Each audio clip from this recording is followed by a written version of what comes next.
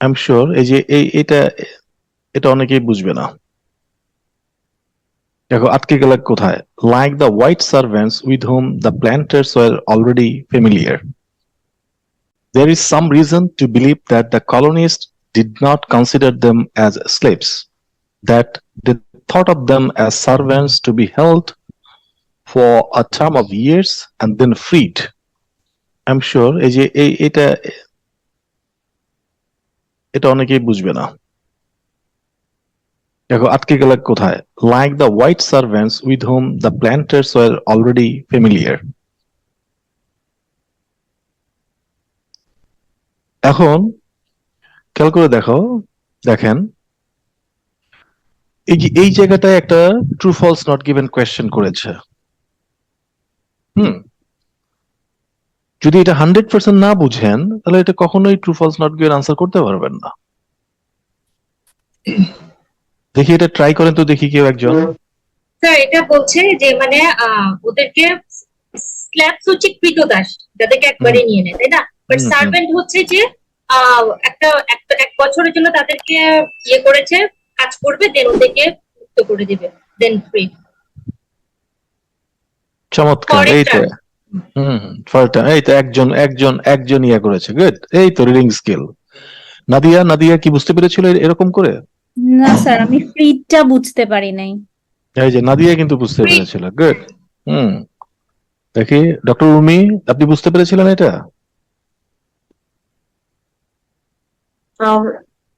Problem ছিল না?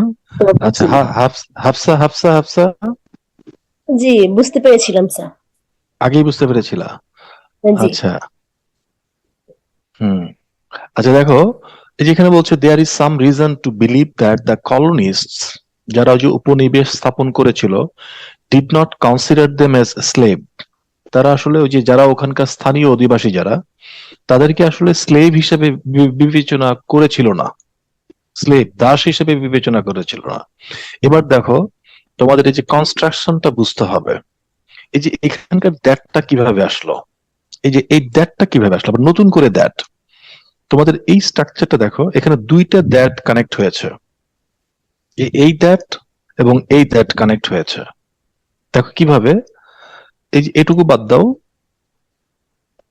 এই যে এটুকু বাদ দাও, এখানে দেখো there is some reason to believe that,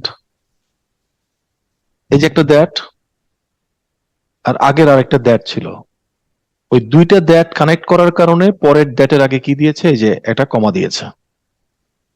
তার মানে মেইন সেন্টেন্সটা কিন্তু এই যে এটাই। হুম, এই যে দ্যাটটা কোথায় গেল,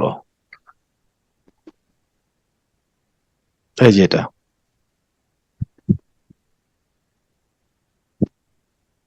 এই যে এটা, এটা হলো মেইন।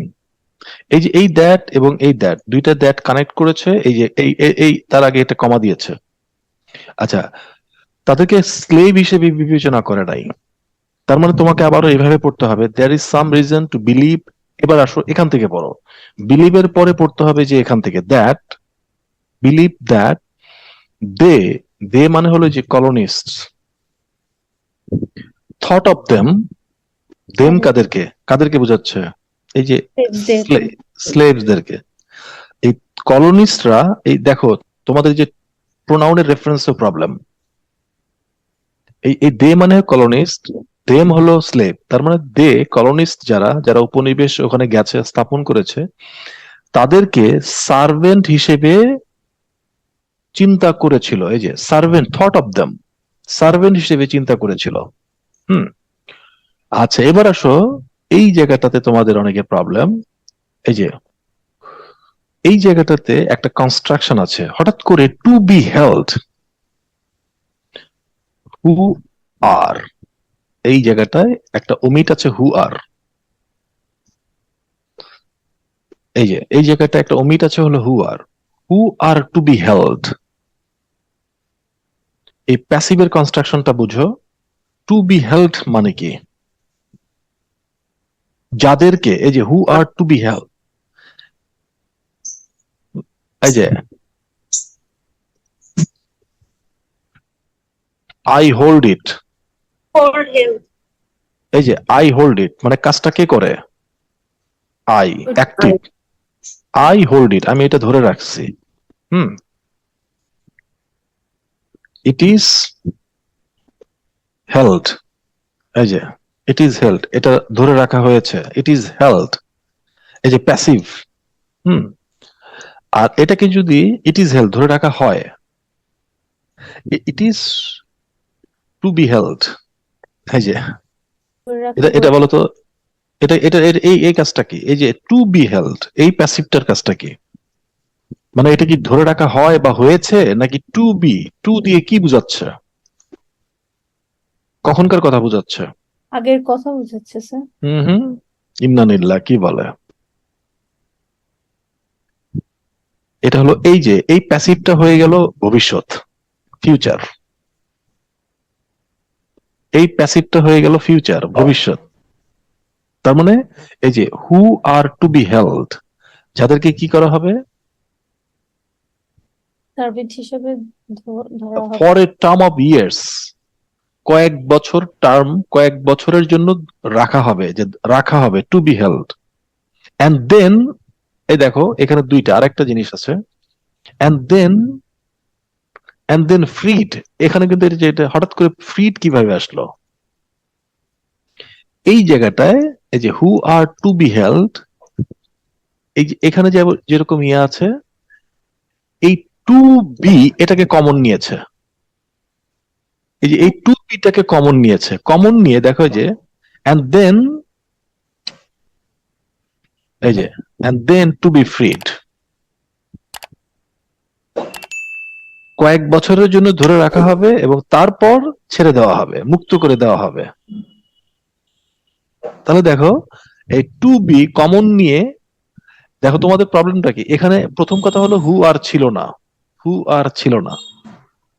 এখানে হু আর অথবা ওয়ারও হতে পারতো, কিন্তু who were to be held, কারণ এটা ওয়ারই হবে। এটা ওয়ারটা কেন হবে? কারণ এই যে পুরো ঘটনাটা কিসের? এই যে ডিড নট, থট, পুরো ঘটনাটা পাস্টের, এটাও পাস্ট এটাও পাস্ট, তার মানে এখানে এটাকে ওয়ারই হবে।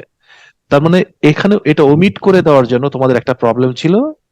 সেকেন্ড আর একটা প্রবলেম হলো এই টু বিটাকে যে কমন নিয়েছে, এই টু বিটাকে কমন নিয়ে পরে আবারও কি করে দিয়েছে? প্যাসিভ করে দিয়েছে, টু বি ফ্রিড। সেকেন্ড আর একটা প্রবলেম। এন্ড দেন, তাহলে এ পর্যন্ত আমরা বুঝতে পারলাম for a term of years and then freed. তারপরে বলছে কাদের মতো তুলনা করেছে, এই যে লাইক, কাদের মতো? এই যে তাদেরকে টার্মে রাখা হবে তারপরে ফ্রি করে দেওয়া হবে, কাদের মতো? লাইক দ্য হোয়াইট সার্ভেন্টস, এরা তো ছিল ব্ল্যাক, ওই যে ব্ল্যাক কৃতদাস। আর like the white servants with whom the planters, planters মানে ওই যে ওরা যে যে তুলা চাষ করতো, তুলা চাষি। প্ল্যান্টার্স মানে তুলা চাষি বুঝাচ্ছে, চাষবাস যারা করে তাদেরকে বুঝাচ্ছে। ওয়ার অলরেডি ফেমিলিয়ার, তারা অলরেডি কি ছিল? ফেমিলিয়ার ছিল।